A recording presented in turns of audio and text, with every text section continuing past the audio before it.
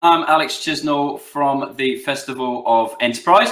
With me, joining me from Singapore is Magnus Grimeland, founder of Antler, global startup generator and VC. So today, Magnus is going to be talking about why he believes now is the time for innovation and giving his thoughts on the future for tech startups and scale-ups. And I saw, Magnus, Antler posted up about looking for funding for those businesses who are looking to explore cures and different businesses looking, a lot of med tech, I suppose, coming your way. So I'd like to mention a little bit about that first as well. Yeah, I mean, so for anyone who's working on kind of the important part of being helpful and impactful and somehow helping in this time of crisis, we want to do our part and ready to invest in great founders and great companies addressing that. And yeah, we just launched this initiative, I guess, last week, and already received about 260 applicants from companies from all across the globe who are excited to support and help. So I hope we could kind of support all of them, but at least we're going to support the ones that we can. So very excited about that. That's great. 200, and I was going to say, I'm sure it only came out towards the end of last week. That's amazing. Yeah. I think we launched it. Yeah, I mean, late last week sometime. So yeah, it's open for applications until April 15th. We want to kind of act quickly, so it can be impactful now. Anyone who's interested, just go to Antler.co, check it out. Super happy to get suggestions and more applicants, and we hope to help as many as possible. Yeah, I'll post up the link here, but yeah, it's as simple as antler.co for people to go to. Couldn't get more simpler than that. So over to you, Magnus, if you'd like to share your thoughts to start with, and then we'll open this for Q&A, everybody. Hope everybody's safe and well, by the way, wherever you are in the world watching this. As I mentioned, there's a chat function here, so if you post up your questions after Magnus gives his thoughts, we'll be able to fire up some questions there for you, get some answers as well. So thank you very much. Over to you, Magnus. Excellent. Great. Thanks, Alex. Great to talk to you all. Thank you so much for tuning in. Very, very excited to talk to you all. Hope everyone is keeping safe and that your family and loved ones are doing as well as they can in this kind of unprecedented times. Obviously, through Antler, we are supporting and working with exceptional founders all across the globe, building companies from scratch and investing with them in the early stages. And yeah, just wanted to take the opportunity to talk to you a little bit about how we look at things and share some thoughts on the path forward and how you can be helpful and be part of the path to recovery. So thank you so much for joining. I'm going to share some thoughts first, and then open up for Q&A, which I always find more impactful.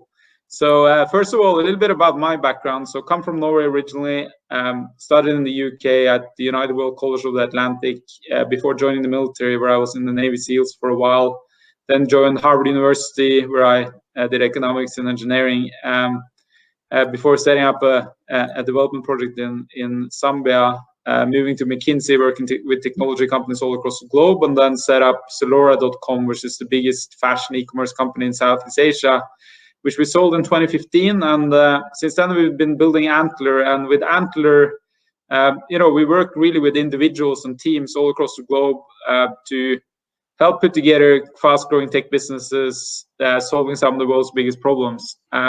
And we typically now invest in about 150 to 200 companies a year in, Europe, Asia, Africa, Australia, the US, and we just set up now in South America. So, if people on the call and the seminar are excited about, pursuing a new business, if you're not already doing it, then please go on the site and apply. We're very excited about supporting great people. So then kind of addressing the times that we have right now, we've been talking to a lot of our founders and our portfolio companies about this over the last few weeks. And obviously, I think the most important thing to think through right now is ensuring that you all are safe, and your family, friends, your loved ones, your coworkers are safe. That's number one. I think that's and it's kind of evident that that's where one should focus first. And we've been living with this in Antler since almost day one, as we have operations in China and here in Asia,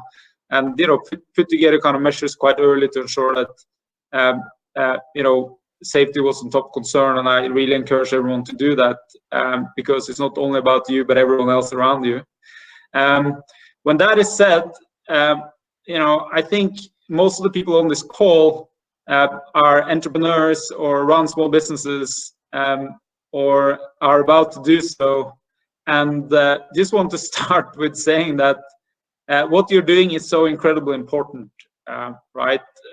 You are part of the path to recovery.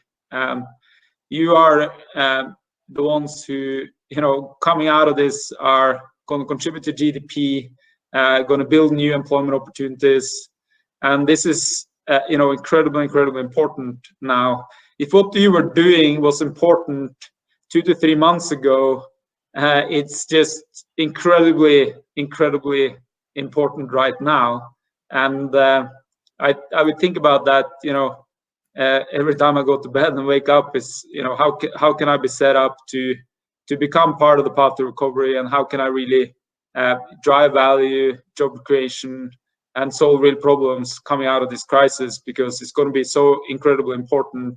The toll of the virus itself is huge when it comes to lives and disrupting families and business, but the impact a long-term kind of recession and downturn and unemployment can have on the world is also humongous. I mean, only in the US, I think 6.6 million people applied for unemployment support last week, which is a huge part of the population. And there are people like you and us who are responsible for being that path to recovery and creating value coming out of this. And therefore, I mean, all of you have an incredible amount of responsibility on your shoulders to ensure that happens. And failure is not an option. So let's all work hard to contribute going forward, and put in our small part to ensure that happens as quickly as possible. The other thing I think to keep in mind is, if you come through this in a smart way, and you build and improve and pivot and address the opportunities and problems that have arisen, you are kind of set to take part in one of the biggest upturns of our generation, if not in kind of human history. This is a global situation that has impacted everyone across the globe. And just after the financial crisis, which obviously was a huge crisis, but impacted people in a different way, we saw some of the world's most exciting companies being built and set up quite around them. From Airbnb to Uber and a bunch of other great companies. And you can be part of that, right? When you learn so much about the current environment, you learn so much going through this, that you will just be kind of way leaner, meaner, more adaptable, smarter than anyone who will set up when and only build through the time of upturn. So hey, look forward to that. I mean, we're going to go into, after this, we're going to go into kind of a decade of endless opportunities. And, technologies are maturing faster than ever. We've seen a market which is, global for the first time ever.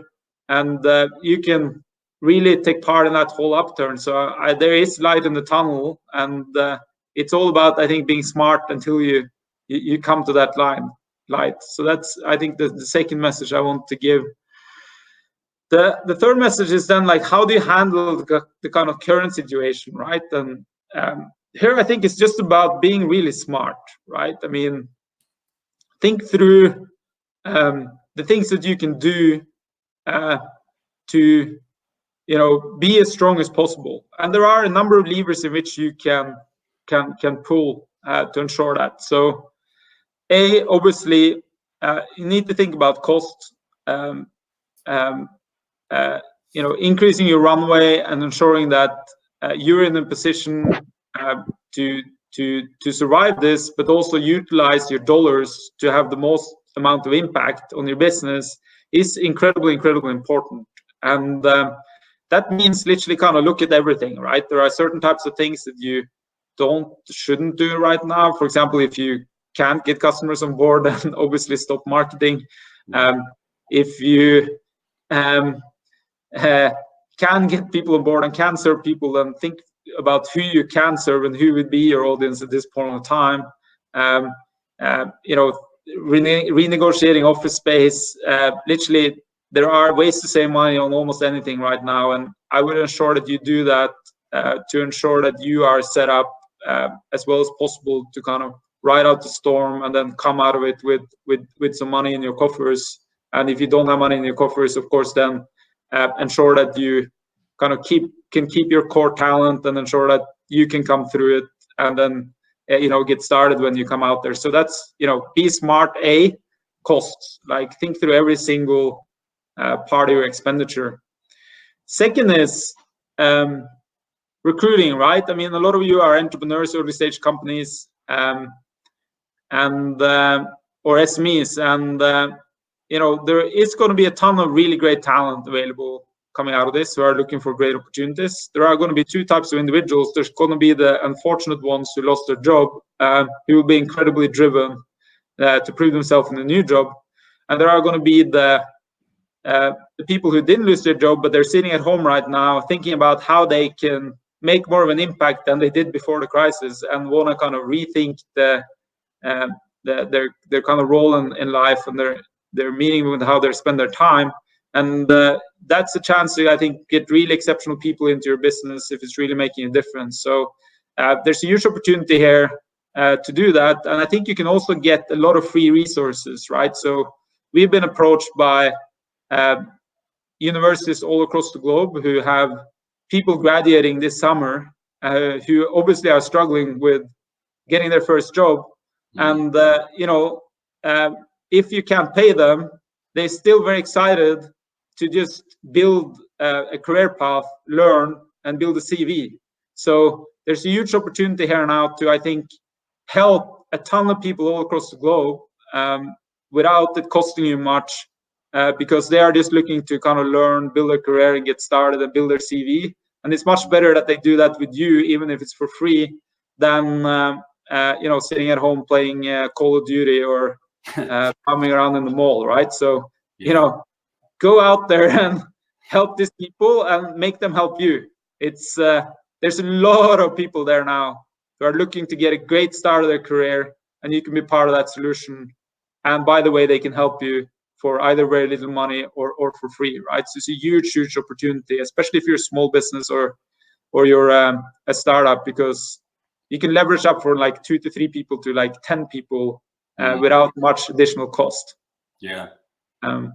That's a good point, Magnus. We were talking about that yesterday on a webinar. I think I was with Piers Linney, the former investor in Dragon's Den, who was saying, probably one of the hardest challenges for most founders is acquiring talent, but more than that, retaining that talent. So if there's any way you can, not lay off all your staff, but kind of, keep them or mothball, whatever you need to do, it's such a waste to let that talent go. And like you say, there's going to be a massive reservoir of talent becoming available. And for those who are prepared to maybe do something for free to get their foot in the door when that upturn comes, because it will come, there's massive opportunities to move up the corporate ladders far quicker.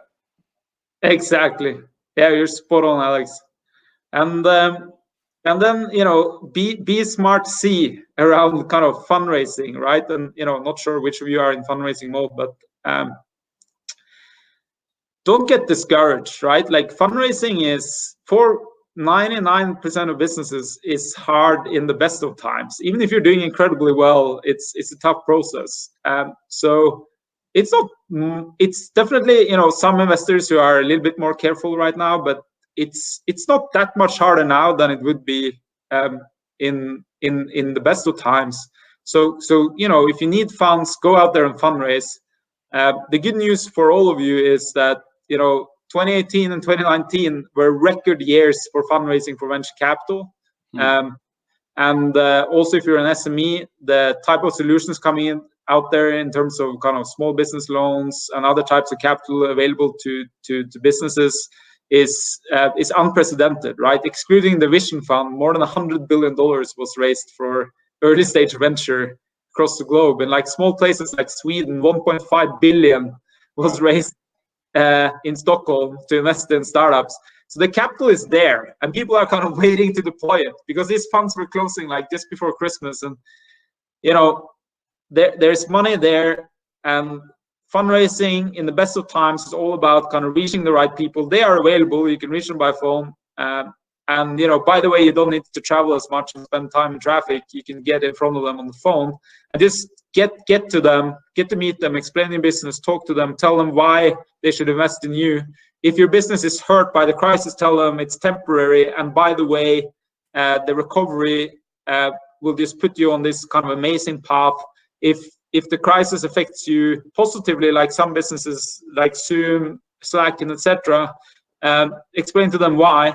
Like, get out there, fundraise, get that money, and the money is there, and there's literally no excuse not to get it. It's there. You should go out and do it. And as always, there's no magic bullet for this. You just need to meet as many people as you can, get them excited about what you're doing, and tell them, hey guys, stop investing in gold and treasury bonds and start becoming a part of the path to recovery. This is the worst time ever to put your money in non-productive capital. You should put it in exceptional people like yourself. So that's Be Smart C. Yeah, and do you think, I mean, at the end of the day, Magnus, that the same amount of money is out there in the world? It's just a case that some people might be holding on to it for a little bit longer, but there are still investors that are looking to take advantage of the opportunities that present themselves right across the globe. I mean, you'll be seeing this, I'm sure.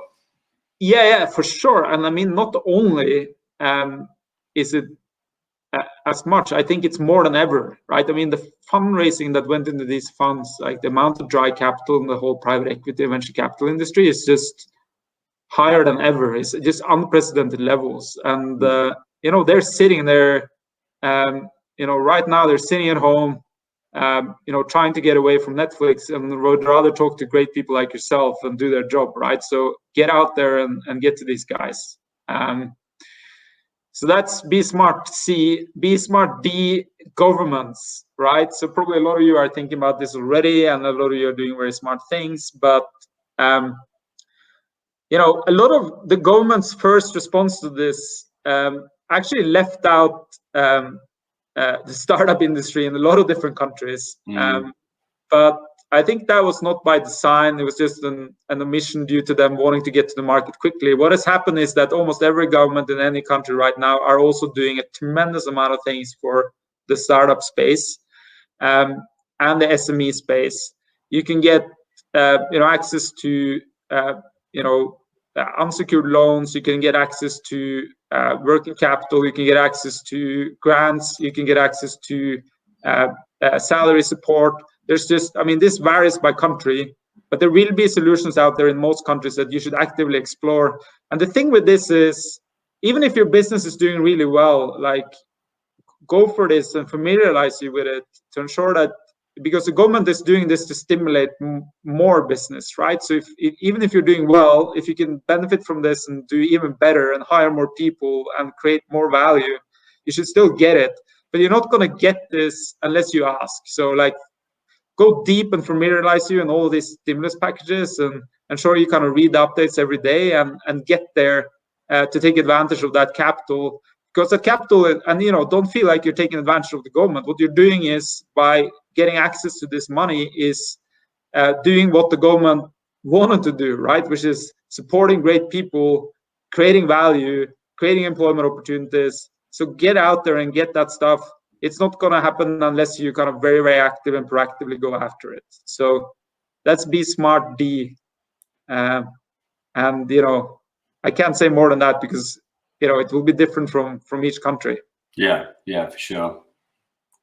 Then Be Smart E, revenue, right? So don't forget that in this, obviously, some of you will have seen revenue suffer, and some of you won't have revenue at all because you're perhaps in the offline world or in the hospitality world or the travel world. But do what you can to obviously increase that as much as possible and preserve what you can. Instead of losing customers, tell them, hey, you can delay your payment if that's possible for you. Instead of, if there's revenue you're supposed to get in the future, but you really need it now, then give them a discount by paying you earlier. Just think through every single way you can optimize revenue.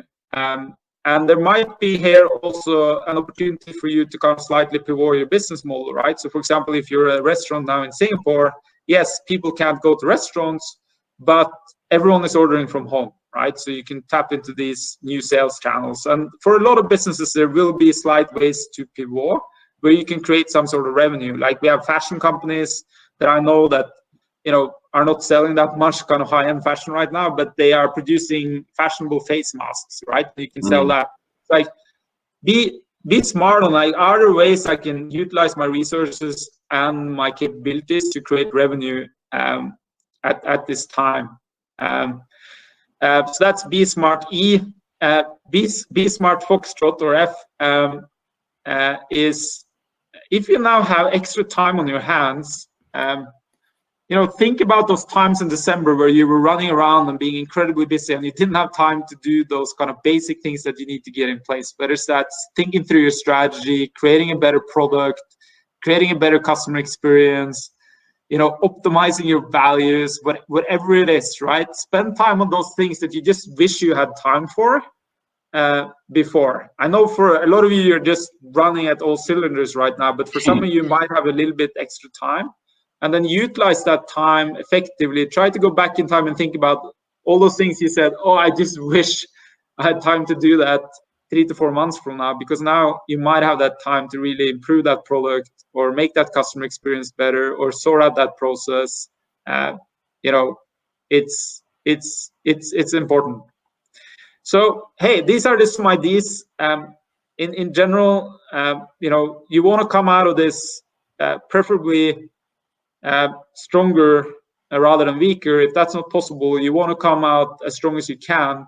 And I think a lot of companies who don't think smart in this period of time will die for the wrong reasons. And I think there's no reasons why most businesses should not survive if you utilize all of these levers really, really well. And then you'll be in a great place to take advantage of that kind of decades worth of growth. So that is be smart. Then comes, I think, the absolute most important part, which is when you're running a small business or you're building a startup where you're aiming to become, a huge global platform, whatever really you're building, it's always hard. It's hard in the best of times, and it's so important in crises like this that you don't let doubt seep into your mind, right? Don't start to think that failure is an option, because once this takes seed in your mind, then you start thinking, when this crisis is over, I'm just going to go back to Google and cash a big paycheck and have sushi every Friday, and I don't have to live in the tent while I'm building this business. So once this mindset, or like any other job you could take, right? Once that mindset start, getting into your brain and you start thinking that failure is an option, or wouldn't it be nice to just kind of stop this and do something else and, start taking a salary from someone instead of running a business or building a business, the chance of failure just increases like crazy. It's like, it becomes a self-fulfilling prophecy. I tell you, and it's like, the likelihood of failing as a founder or a small business owner, if you think that failure is an option, it's just so much higher for the one that truly believe that they will just succeed no matter what. So don't let that doubt seep into your mind, right? I mean, there's been really, really tough crises in the past. Building a great business in the best of time is tough. So try not to come up with excuses for why you should fail, and try not to get that kind of doubt seek into your mind, because there's so many people who will do that during this point of time, and their companies will die and they will not succeed. But if you don't let that sip in, and you still think that failure is not an option, and you're not going to give you any excuses, yourself any excuses, you will succeed. And I remember very well my old rowing coach at Harvard. His name was Bill Manning. He used to tell me, I remember it so well the first time it happened, because I was doing this really hard exam. I've been studying like crazy. I just finished the exam and I run down to rowing training, and I came 2 minutes late. And he told me, okay, Magnus, give me 100 push-ups. You're 2 minutes late, and the team was waiting for you. And I said, hey, I'm sorry, but I studied for ages, and I just needed to finish it. And I couldn't run here. I couldn't come any faster. And then he just said, hey, Magnus, excuses are like assholes. Everyone has got one, and they all stink. And it's kind of true, right? It's kind of true, right? Don't create excuses for why you will not succeed right now. It's just, don't let that doubt sink in. You're going to make it through this crisis, whether it takes 3 months or 6 months or 9 months. You're going to make it through. If it's like, living off of scraps at the very end of this crisis, you're going to make it through. And then when if you're through, you're going to be so much smarter, so much leaner, so much meaner, and you're going to be one of those companies who learned how to get through a crisis, and you're going to go into a decade's worth of growth. So it's like, keep that mindset. It's just so incredibly, incredibly important. And hey, what you're doing now, as I mentioned earlier, is just so much more important than it was a few months ago. So you almost have an obligation to succeed. I mean, this is as close as I guess our generation will come into a war type scenario where supply chains are disrupted all across the globe, massive amount of people are losing their jobs, and we as founders, small business owners, exceptional individuals who want to make a difference, we have an obligation to succeed. So if kind of the Xbox is calling, or there's a new Netflix show, whatever it is, push that away. Like, this is the time to work 120-hour weeks to make a difference and kind of come out of this. And that's what we're doing here in Antler right now. I mean, we're just kind of giving it all, because we just know that kind of helping exceptional people innovate and create great business right now is just way more important than it was 3 months ago. 3 months ago, it was a good thing, good impact, great way to create value. Now we have an obligation to do so, and all of you on this webinar have that obligation. So let's get it done. With that, I just wanted to open up for some questions. Thanks, Magnus. Great pep talk. I mean, everyone's got those two voices in their head, haven't they? Telling them to chuck it in, go and take that job in times like this. But I think the quicker you can dismiss that, and I think really well said. What you're saying, that we owe it to ourselves more than ever now to actually carry on through with what we started to do, because it means far more than it did 3 months ago. So that seemed to resonate with a lot of people there. So I'll go back to the first questions that we have here. Let's have a quick look. Magnus, I find that prop tech startups tend to struggle with credibility and fundraising due to the economic effects of COVID-19. Real estate has taken a huge hit, especially in the UK, and is mostly on hold.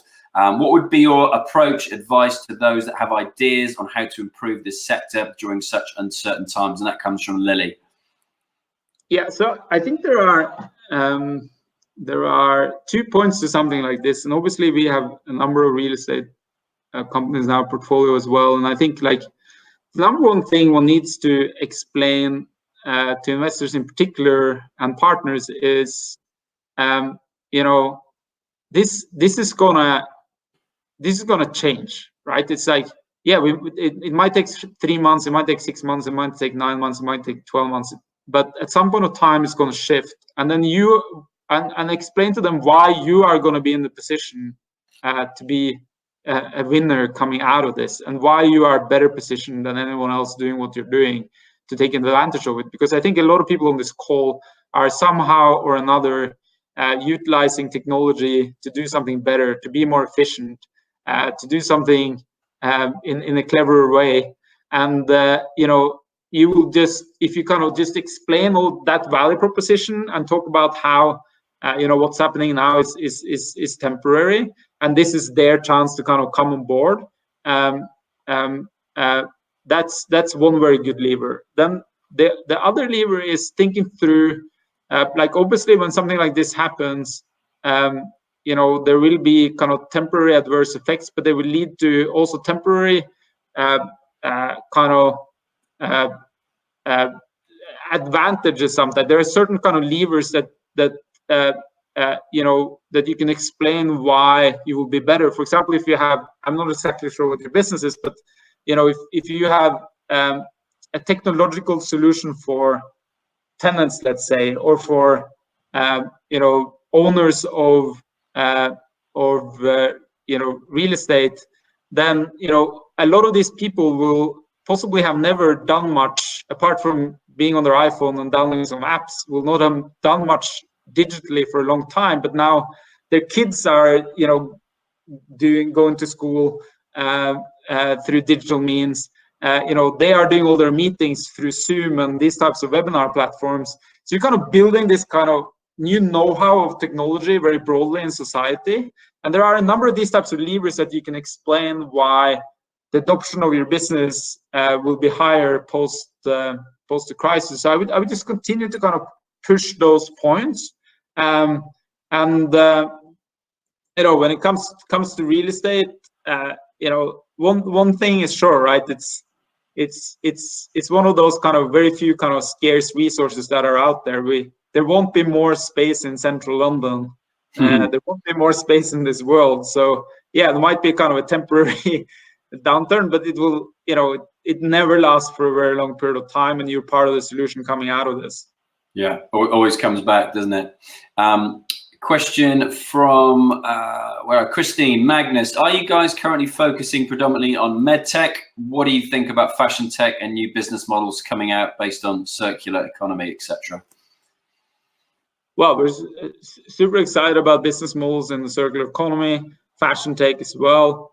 We are, Antler is industry agnostic. So, our belief is that we want to work with really exceptional individuals. So, and those individuals can have a lot of different types of backgrounds. We're typically looking for people with a bit of experience because we believe that the hardest problems are easier solved if you have some experience of solving problems.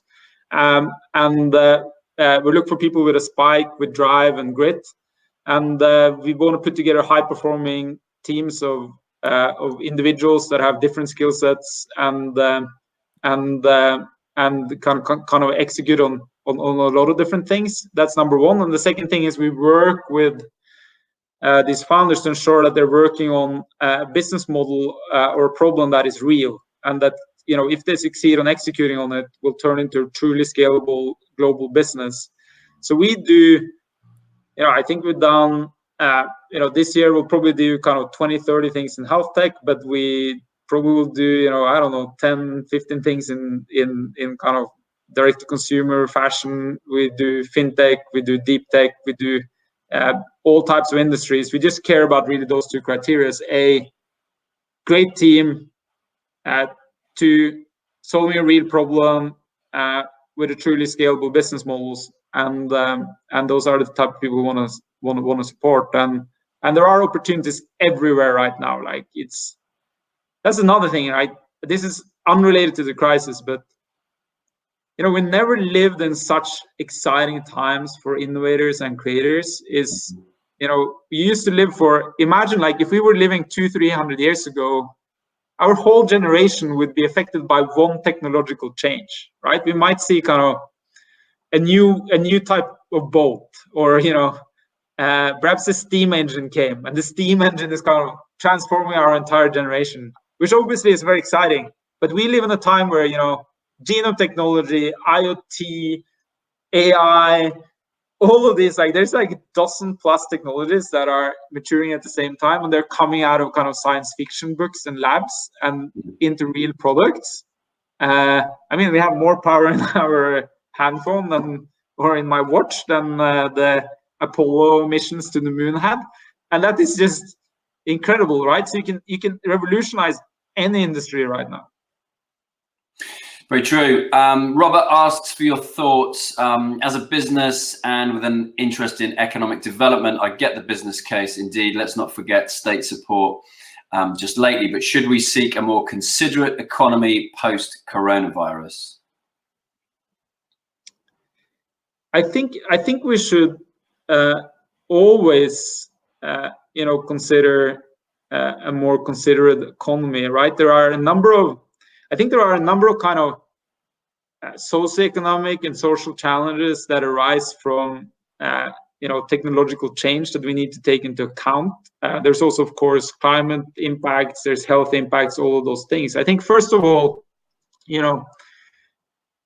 the economic development and the movement of civilization and technological change over the last decades has led to a world that is better than ever. So that's one thing we should put out there, right? It's like, yeah, there's a heightened kind of inequality, but at the same time, more people have been pulled out of poverty, and people are living longer than ever, almost everywhere across the globe than we've ever seen ever in world history. So there's a lot of positive change. When that is said, things like the peer-to-peer economy, the gig economy, these things are arising and growing incredibly fast without thinking through some of those secondary effects that it has, like unemployment protection, insurance protection, building kind of a viable career path. There are a number of these things that we need to think through and still solve, which I think are great opportunities to innovate, because those are needs and services that people need, right? Like, for example, we have this terrific company in Australia that are helping to insure gig workers, and they only insure them for when they're at work to kind of reduce their risk premium. So there's a lot of kind of opportunities there to innovate and create really valuable businesses that has this dual impact of making the world more equitable and supporting great individuals, but at the same time creating a truly valuable platform. And obviously within the climate change space, that's the same, right? I mean, I think some of the most exciting and fastest growing businesses in the world are companies tackling those types of issues. So hey, I think for sure, if those business models had traction before the crisis, I just came off of a call before this webinar with this great individual who's supporting and advising G20, and he was talking about exactly this: is if that kind of secondary thought of the impact your business have and doing good on top of creating real value was important before the crisis, it will be way more important now, and people will take it way more seriously. Investors will, companies will, governments will. So hey, I think it was important before, and it's way more important now. I'd imagine there's a whole bunch of your companies doing that already, Magnus, given the kind of breadth of the portfolio, and like you say, being sector agnostic as well, and the type of people that you attract. I think that's part of their makeup. You obviously attract a certain type of people, and I've been lucky enough to kind of interact with the London and the Amsterdam cohorts, and I think it goes across the board, really. Yeah. Outstanding individuals. So it's so true, right? And like one of the companies we have in Amsterdam, Fusebone, is like it's 3D printed implants that make it way cheaper and means that people in the emerging market can do operations to fix their body, which was just not possible before, and it's just done by innovation, and it will make the world a better, more equitable place. But it's also a great business, right? It's just better than existing solutions that are used in developed markets. So it's just amazing what you can do. Yeah, Navid, isn't it? Navid. Yeah, I know him. Yeah, we speak to each other. Top guy. Yeah. let's have a look. There's a whole bunch of questions coming in now. Let's have a look. Coronavirus has pushed the world to collaborate remotely, says Lisa, but the tools are clunky and not well connected. Do you see an opportunity for communication tools coming out of this crisis? I think we are already, aren't we? Yeah, I mean, for sure. And you're right. I mean, they are clunky, and you know, it doesn't feel at all yet, unfortunately, like being in the same room, which is really what you would like to accomplish. And so it's just, I mean, it's just a tremendous amount of opportunity there. We have this amazing team that we supported out of Stockholm called Teamly, who've been it's a program that was originally created for distributed teams, and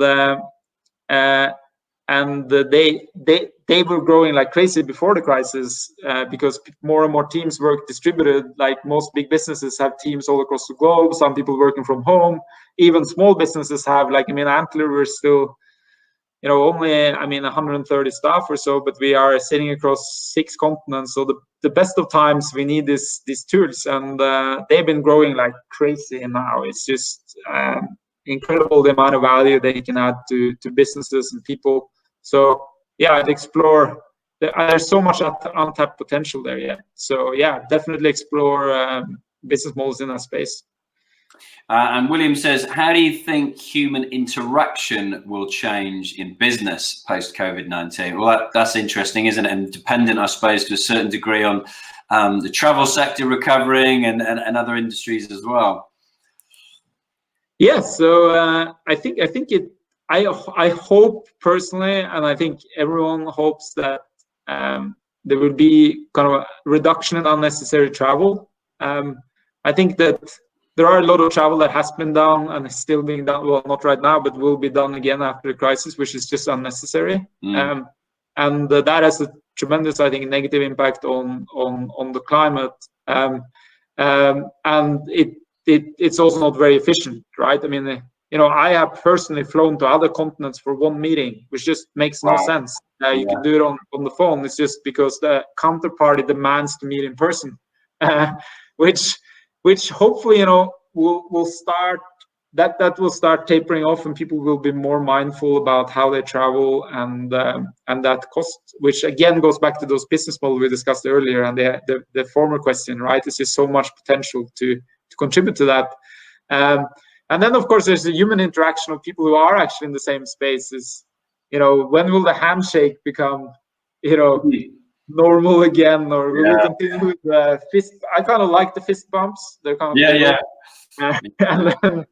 and then you know, perhaps, you know, in Asian there's sometimes the bowing. Perhaps that becomes more in place. Let's see. But you know, I hope that you know, that I think the human interaction is important. Obviously, when you're forming a team, doing that occasionally is important. And I think that will continue to be a very big part of human life and business, is meeting people in person and getting to know each other and building trust. But hopefully, you know, we can have much more efficiency than we did before the crisis. Yeah, and you know, I worked for Virgin Atlantic for 16 years, and I remember after the financial crash before that, it took a while for people to start traveling again for business, like, you know, London, New York, London, LA, Hong Kong, that kind of thing. But it did come again. But I think this time, as you say, Magnus, there's a real opportunity to kind of take a long look at it and think what is actually necessary at the end of the day. Because I know you flying around like a maniac yourself, and like you're saying, like flying to a different continent for one meeting is just bonkers, isn't it? Makes no sense. No, I've got a bunch of questions all about your global startup competition. So I don't know how briefed you are. I'm sure you know a fair bit about it. But let's say Ranjit, let's take his question. What is the objective of the global startup competition? Eco Blends, Blueprints for a Healthier World, applied today. Well done. Great. I mean, that's terrific. I mean, we're obviously in the business of disinvesting in exceptional people, building great businesses, and we want to support companies that are specifically addressing the crisis for 2 reasons. A, I think it's obviously incredibly important, and I think all of us has a responsibility to just do something for the people around us if we can. And I had a bit of like medic training when I was in the military, and I was even thinking about like how like I think probably all of you are thinking about like how you can contribute in some way. And I think it's small, but it's kind of one way for us to contribute, and it's really not us contributing, it's just us supporting other people who want to contribute, right? So we just want to, there's so many exceptional people out there trying to create solutions to make people's lives better right now and save lives, and we want to do our small part to just support them. So that's number one. And the second is it's also just at all times, and as you mentioned earlier, Alex, is I think it's going to be way more important going forward, and it's been core part of the Antler mantra forever, to build companies that have a positive impact, and they will grow to become one of the world's most kind of valuable and successful companies. So I think it makes sense for our investors, it makes sense for our platform, and it makes sense for the world to just support great people who have great solutions to the world right now. And again, we're industry agnostic. What we are going to look at is can you turn this into a standalone great business, where we believe if you can't do that, it won't have the type of impact that you need. So that's important. Again, exceptional team solving a real problem and doing something which is truly scalable. So that's the first part. And the second is does it have a real impact in this crisis, and how big is that impact? And we obviously want to have as much impact and create as much value as we can with those investments. Very excited to have had so many people apply, and we hope even the ones that we can't invest in immediately, we hope to take some of the ones we don't invest in immediately and bring them into some of our programs across the globe, where we support them with grants and the opportunity to get an investment through those funds. So even the ones that we don't invest directly, we want to, hopefully support them, as many of them as possible, if they meet our criteria, through our programs across the globe. So so you could potentially work in with the existing cohorts, that kind of thing. Exactly. Very cool. Okay, and I'm just reading on that. It's literally, for those of you who want to find out, Antler.co, and it's the first item on the homepage. Call for startups tackling COVID-19. Have an idea that can have an impact and can chart the path to recovery to collectively overcome this. Apply by 15th of April. So you've got till, what's that, the end of next week, possibly, off the top of my head, something like that. Yeah. Long weekend.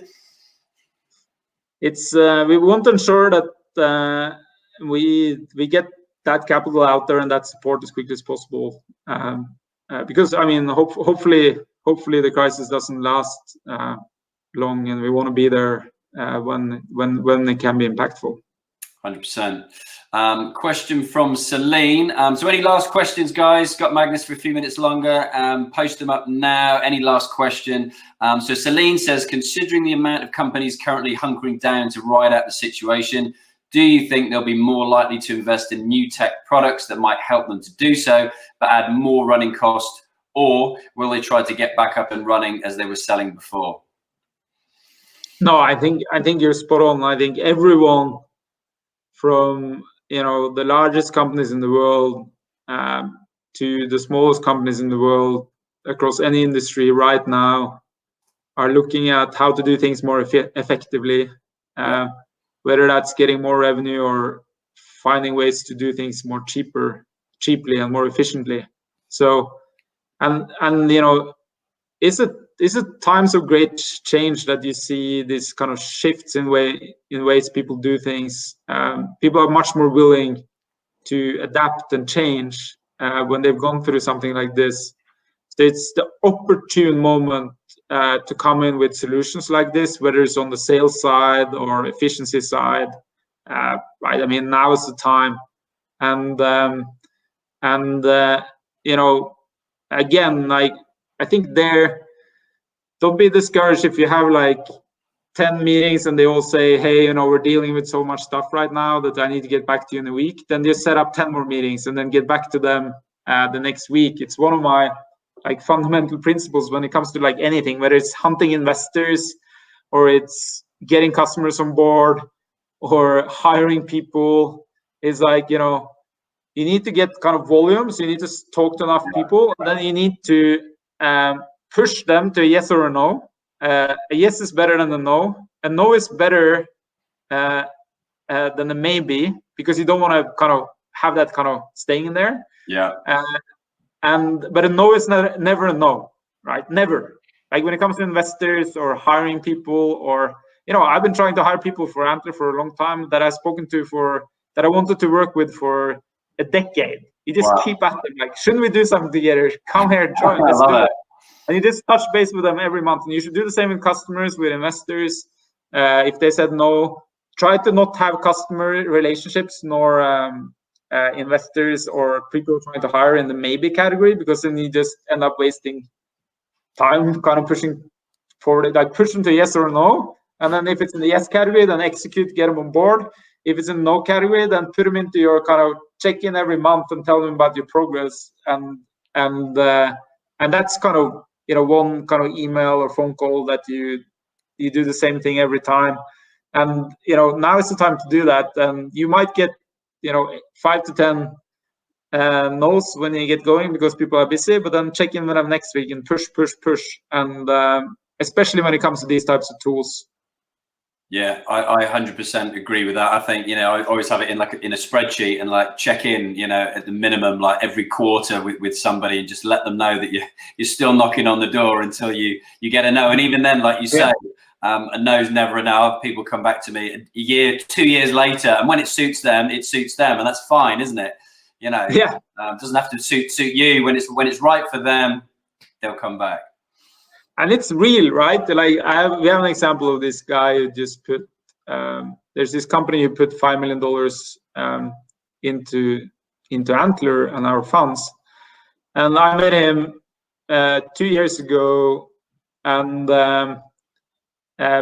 pushed incredibly hard to get him on board, got him excited about what we were doing. Then a week later they said, "Hey, doesn't really fit for us. Congrats with what you're doing, and good luck." And then we put him in that category, as you mentioned, Alex. And then every month we'd send an update. Then December last year, I got a response saying, "Thank you for your persistence." And 2 weeks later, it's a $5 million investment. And if you do that with enough customer conversations, enough hiring conversations, enough investor conversations, suddenly this will start. Because you never know what happens in their life, right? Suddenly they have more time, or they have a new problem where your product is related, or they read about you in the news, or one of their friends started using your product. So suddenly you just never know when you can kind of convert a no to a yes. But if you're persistent, you just increase the percentage chance of that happening so incredibly much. Yeah, and just keep the volume, like you say, Magnus, because just doing a couple of those a day isn't going to do it. But if you do every single day and you just keep the volume going, then you build that thing called momentum. And if you persevere, you will get there. So last couple of questions. You got last 5 minutes, Magnus, to finish off? We just had a flurry of last 3 or 4 questions come in. Yeah, for sure. Awesome. Top man. Thank you. So Nishan says, low socio-economic communities are being left behind in this conversation and solution. How can we bridge the digital divide across a sector so that solutions benefit everybody? Yes. So obviously, I think this depends on the problem you're trying to tackle. But there are many ways in which you can do so, right? And technology typically lowers the cost to a level where it's affordable to more individuals, right? So, for example, we have this company called Ask Dede in our portfolio, which is addressing female healthcare issues in India, right? So it's 500 million plus women there. There's a lot of stigma in certain parts of the country around, for example, sexually transmitted diseases or other types of diseases that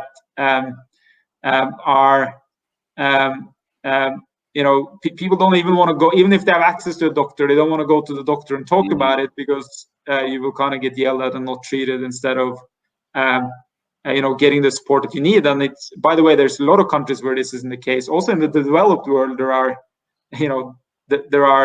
situations like this, and they're solving this through setting up a platform that provides advice and also much cheaper telehealth services with the first free consultation, and thereby kind of saving a lot of people who would otherwise have died of stuff which, or die, or even, or just, or become infertile from stuff that, you know, you could treat for, you know, $1 worth of medicine, right? Which would have been otherwise available. So that's just one example, and there are like tools like this everywhere. Like we were talking about it. This is a bad example, but I think it's still relevant, right? Right now, you know, some of us are lucky and we're, you know, quarantined in a house or a nice apartment, but others are quarantined in a very small room somewhere. They don't have much money, eating rice, but you know, the type of, if you think about the type of information they can access now due to the development of the mobile phone, they can more or less access exactly the same information that I can. They can access you know, Harvard, MIT level courses through their phone, which was just not there even like a decade ago. Like even this 10 years ago, that was not there. So if we can just continue to innovate and create these types of solutions, that will contribute to diminish the socioeconomic gap. And I think it's much more about bringing the you know, the next billion up and creating the same opportunities for them and the same life quality for them and higher life expectancy and more expendable income and value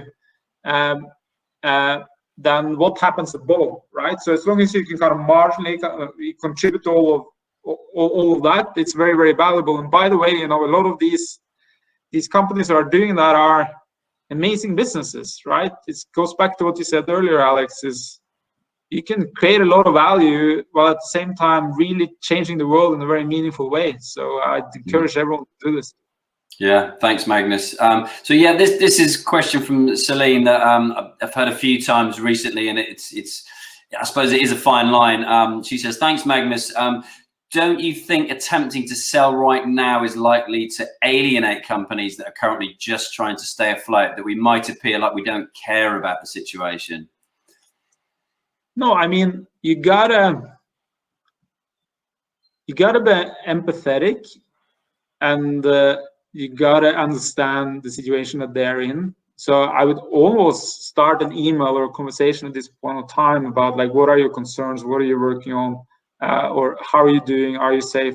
Like the empathy now is incredibly important, and hopefully empathy at any time is incredibly important. And hopefully, like people, I feel people have become more empathetic now, which I hope will continue after the crisis. Like it's just nice to start conversations where people start with genuinely asking, how do you feel? How are you now? Right? Yeah. I mean, we should always do that.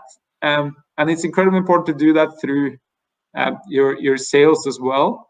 But hey, you are approaching them because you believe you have a great product that will make their life easier. So you're doing them a disservice if you don't try to get them to use that.